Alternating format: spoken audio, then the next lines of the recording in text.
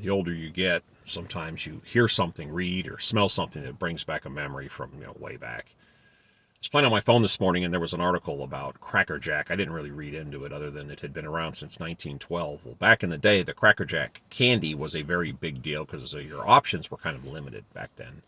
And if you're not familiar with it, it comes in a box. It's like a caramelized popcorn, for lack of a better word. And way back when, it actually came with a toy, a trinket, some little thing. Like during World War II, it had a submarine or a tank or an aircraft or something. It's made out of metal, something you could hold in your hand.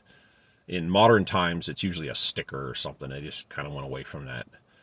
I discovered as a teenager that my grandfather was the guy that decided what the toy was from 1938 to 1974. He was the guy.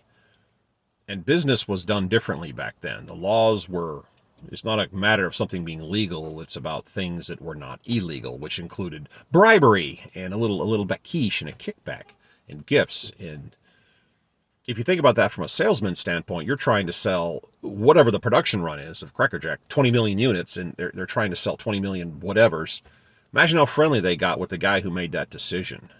And I found out over the years, and my grandfather died when I was 17, but I picked up on from him and from my father.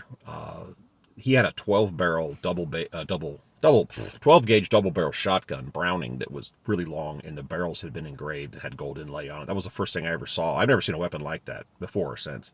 Very wildly expensive, elaborate firearm, and that was something that someone had given him. They used to go, my dad and his family used to go on vacations to Florida and Myrtle Beach from Chicago, and they were all paid. Every 3 years, my dad said he never understood when he was a kid why a brand new car would be delivered to the house, and the guy would just hand him the keys. It's just, yeah, here's your. They had an extension put on the back of their house, like a family room. A crew showed up one day, built a family room, and then another time they came and put a detached garage. And then you will do that, and you buy next 2 months supply of our little whatevers. And he did that until '74, and that just kind of cracked me up. So just reading that brought back that memory. But again, yeah, that's the laws of the time. You don't do that stuff now. There's all kinds of penalties for that. But that's just the way the world run around. And I just thought it was interesting that if you look back on history, my grandfather, his decision of what he chose to put in the package affected pretty much everybody in the country at one point or another. And by the way, if you have any of those actual metal toys from that era, they're worth money now.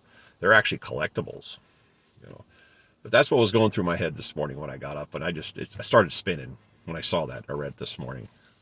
All right, you guys have a good day.